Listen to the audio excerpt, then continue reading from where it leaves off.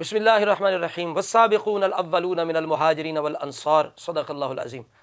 برادران ملت، بندہ چیز نے وعدہ کیا تھا کہ ہم ان قریب انشاءاللہ تعالی ثقیفہ بنی ساعدہ کی جو عظمت شان ہے وہ احادیث مبارکہ کی روشنی میں بیان کریں گے، کیونکہ اس سے پہلے ہم قرآن مجید اور علی المرتضیٰ شیر خدا کرم اللہ تعالی وجہ الکریم کے ارشادات کی روشنی میں بیان کر چکے ہیں۔ تو آج ہم احادیث مبارکہ کی روشنی میں ثقیفہ بنی ساعدہ کی شان و عظمت بیان کریں گے۔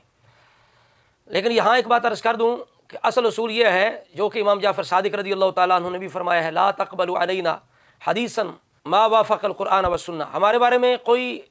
بات قبول نہ کرو جب تک وہ قرآن اور سنت مشہورہ کے موافق نہ ہو۔ تو یہ ایک ضابطہ اصول ہے، لہٰذا جو حدیث ہم پیش کر رہے ہیں یہ قرآن اور سنت مشہورہ اور مولا علی کی سیرت اور تاریخی حقائق مسلمات کے عین مطابق ہے۔ جو کچھ لوگ اس کے برعکس ثقیفہ بنی ساعدہ کے خلاف پیش کرتے ہیں، صحابہ کرام کے خلاف پیش کرتے ہیں، وہ بالکل قرآن کے بھی خلاف ہے، مولا علی اہل بیت کی سیرت کے بھی خلاف ہے اور تاریخی حقائق کے بھی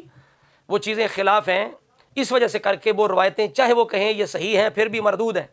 اور جو روایتیں ہم پیش کر رہے ہیں ایک تو یہ صحیح الاسناد حدیث ہیں، دوسری یہ جس طرح میں نے عرض کی قرآن سنت مشہورہ اجماع امت تاریخی حقائق و مسلمات کے بالکل مطابق ہے۔ ان کی روشنی میں ہم ثقیفہ بنی ساعدہ کی شان و عظمت پیش کر رہے ہیں، اور کوشش کی جائے گی کہ انشاءاللہ آپ کو حدیث نمبر جو ہے وہ بیان کیا جائے، آپ خود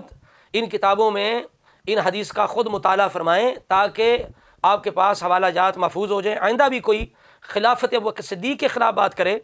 یا وہ بندہ ثقیفہ بنی ساعدہ کی توہین کرے، اس کے خلاف کوئی بات کرے، آپ یہ حدیث مبارکہ جو ہیں اس کے سامنے پیش کر کے اس کی بولتی بند کر سکیں۔ اب ہم آپ کے سامنے اختصار کے ساتھ، چونکہ وقت جو ہے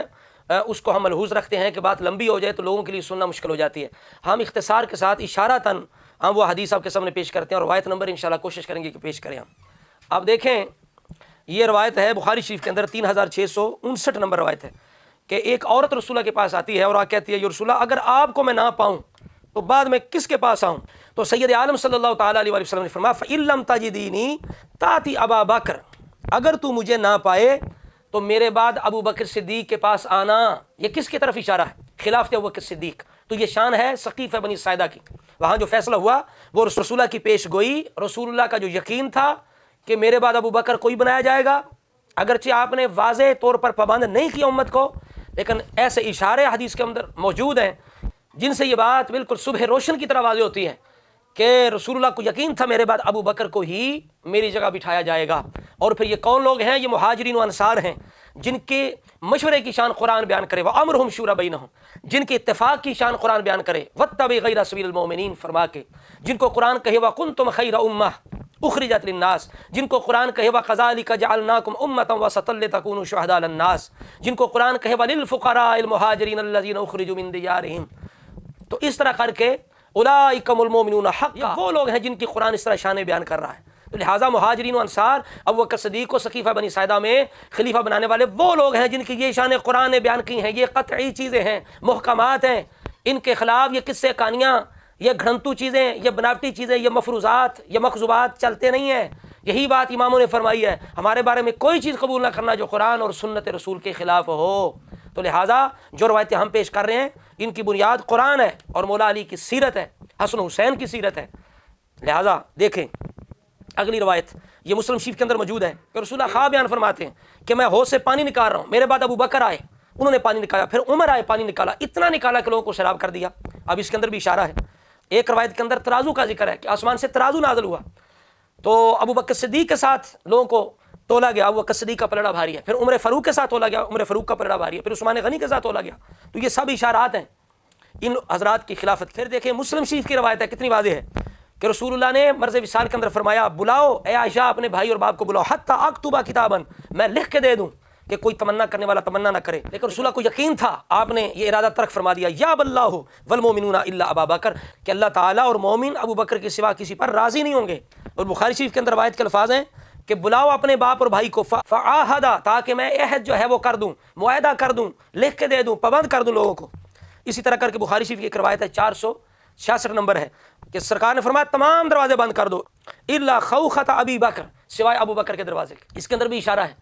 کہ ابو بکر صدیق کا دروازہ کھلا رہے، باقی دروازے بند کر دو۔ یہاں بھی اشارہ ہے کہ میرے بعد ابو بکر ہی امام بنے گا، تو وہ مسجد کی طرف جو ہے وہ امامت کے لیے اسی دروازے سے آیا کرے گا۔ اسی طرح کر کے بخاری شریف کے اندر روایت ہے 682 نمبر، اور بھی کئی جگہ روایت ہے، حضور نے اپنے مرض وصال میں فرمایا مرو ابا بکر فلیصلی بالناس، ابو بکر سے کہو وہ نماز پڑھائے۔ آپ نے امام مطلق بنایا۔ اسی طرح دوسری روایتوں کے اندر آپ نے سختی کے ساتھ پابند کیا صحابہ کو کہ جب میں نہ ہوں تو ابو بکر ہو، تو میرے بعد ابو بکر کے سوا کوئی میرے مصلی پہ کھڑا ہو سکتا نہیں ہے۔ آپ دیکھیے بخاری شریف کی ایک روایت پیش کر رہا ہوں کہ جس کے اندر بڑی وضاحت ہے کہ خلیفہ کون بنائے گا، اور کیا مولا علی کو غدیر خم کے موقع پر رسول اللہ نے خلیفہ بنا دیا جس طرح لوگ کہتے ہیں؟ یہ جواد نقوی صاحب بھی اس چیز کو بڑا بیان کرتے ہیں، جی اس وقت رسول اللہ نے پابند کر دیا اپنے بعد، کہ رسول اللہ نے اپنے بعد امام بنا دیا، خلیفہ بنا دیا، نگران حکمران بنا دیا، لیکن معاذ اللہ صحابہ نے سب سے پہلے رسول اللہ کے وصال کے بعد معاذ اللہ جس چیز کا انکار کیا، اور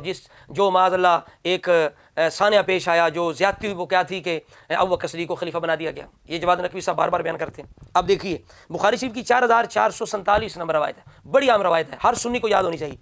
کہ رسول اللہ وصال کے اندر ہے، حضرت عباس حضور کے چاچا مولا علی سے کہتے ہیں جاؤ جا کے رسول اللہ سے پوچھو فی من ھذا الامر، کہ آپ کے بعد یہ امر خلافت کس کے پاس ہوگا، یہ بتائیں۔ مولا علی نے کہا اگر میں نے رسول اللہ سے سوال کیا، رسول اللہ نے منع کر دیا، فمنعناھا لا یؤتیناھا الناس بعدہ،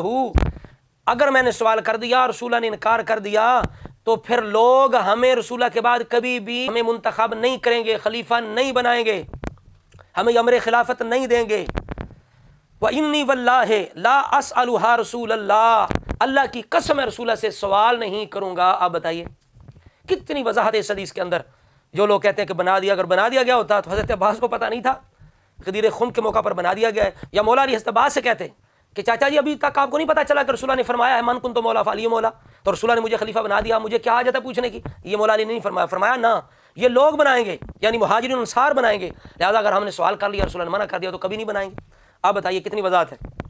یہ وہ روایتیں ہیں جو قرآن پاک کے مطابق ہیں، اور مولا علی کی سیرت اور ارشادات کے بھی مطابق ہیں۔ اس سے پہلے جو ہم بیان جاری کر چکے ہیں قرآن اور مولا علی کے ارشاد سے، سقیفہ بنی ساعدہ کی شان، آپ اس کو ملاحظہ کریں۔ اسی طرح ترمذی شریف میں روایت موجود ہے، رسول اللہ نے فرمایا اقتدوا باللذین من بعد ابی بکر و عمر، میرے بعد ابو بکر عمر کی پیروی کرنا۔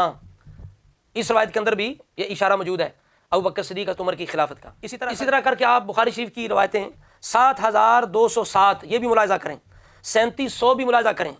ٹھیک ہے، یہ بھی بڑی اہم ہے۔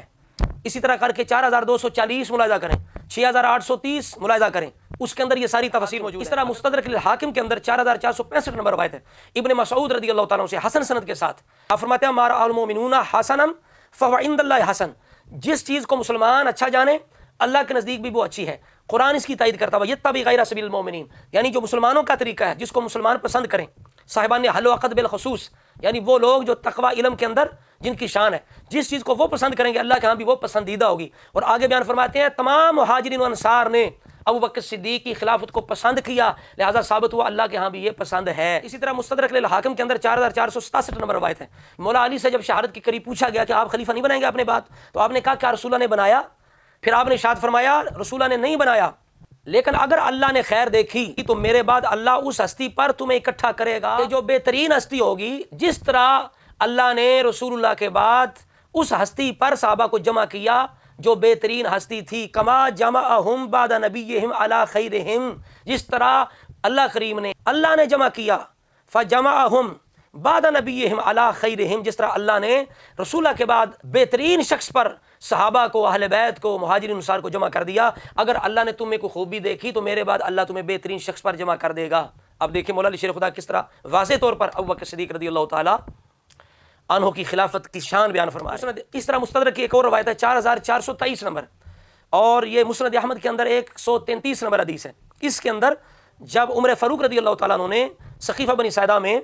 صحابہ اکرام مہاجرین انصار کے سامنے یہ بات بیان کی کہ رسول اللہ نے ابو بکر کو امام بنایا ہے، تم میں کوئی ہے جو ابو بکر سے آگے ہونا چاہے؟ بھائی جو امام بن جائے گا تو پھر یہ ہے کہ ابو بکر صدیق کو مصلی سے پیچھے کرنا پڑے گا۔ اب مصلی پر ابو بکر صدیق کو کس نے کیا؟ رسول اللہ نے، تو تم میں کون ہے تو اس ابو بکر کو اس مصلی سے پیچھے کرے جس ابو بکر کو رسول اللہ نے جو مصلی عطا فرمایا۔ تو یہ سن کے تمام صحابہ نے کہا نعوذ باللہ ان نتقدم ابا بکر، ہم اللہ سے معافی چاہتے ہیں کہ ہم ابو بکر سے آگے بڑھیں، ہم ابو بکر کی امامت کریں، ہم ابو بکر کو امامت سے پیچھے کریں، ہم اللہ سے معافی چاہتے ہیں اللہ تعالی ہم سے یہ کام نہ کروائے۔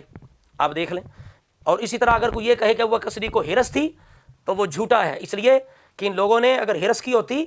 تو اللہ کریم کبھی بھی ان کی شان یہ سورہ حشر میں نہ بیان فرماتا وللفقراء المہاجرین الذین اخرجوا من دیارہم واموالہم یبتغون فضلا من اللہ ورضوانا وینصرون اللہ ورسولہ اولئک هم الصادقون۔ 6830 نمبر جو روایت بخاری کی، اس کے اندر یہ موجود ہے کہ ابو بکر صدیق نے کیا کیا کہ حضرت عمر یا ابو عبیدہ کی بیعت کرنا چاہیے۔ حضرت ابو بکر صدیق نے حضرت عمر یا ابو عبیدہ کی بیعت کرنا چاہیے۔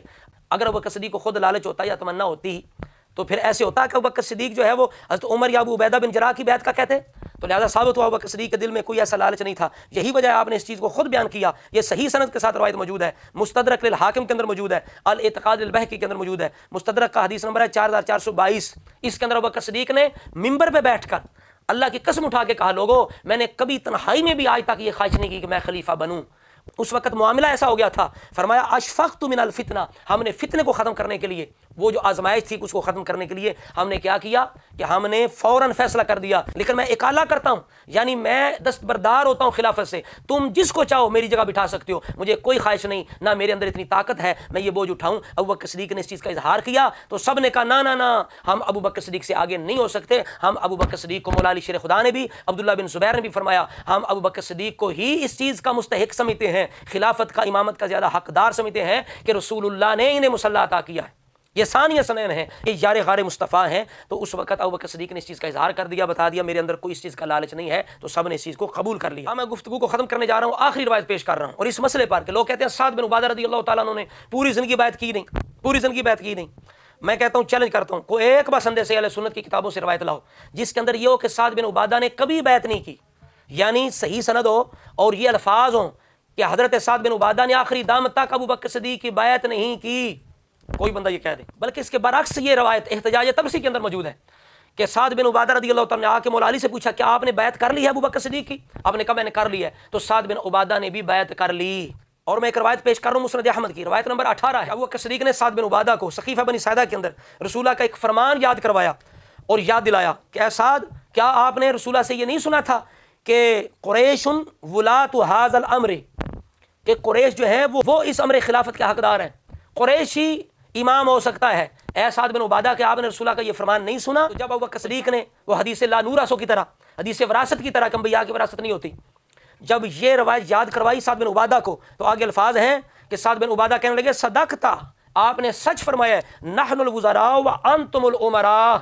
آپ نے سچ کہا ہے، بالکل رسول اللہ نے فرمایا تھا، مجھے یاد آ گیا ہے، لہٰذا ہم وزیر ہیں تم امیر ہو، ہم وزیر ہیں تم امیر ہو۔ لہٰذا جو کہتا ہے سعد بن عبادہ نے کبھی بیعت نہیں کی، انہوں نے معاذ اللہ ابو بکر صدیق کی بیعت سے ہمیشہ انحراف رکھا، اس پر یہ لازم ہے بس سندے سے اہل سنت کی کتابوں سے ایک روایت لائے جس کے اندر الفاظ یہ ہوں کہ سعد بن عبادہ رضی اللہ تعالیٰ عنہ نے کبھی بھی آخری دم تک ابو بکر صدیق کی بیعت نہیں کی، پھر ہم ماننے کے لیے تیار ہیں۔ تو آج ہم نے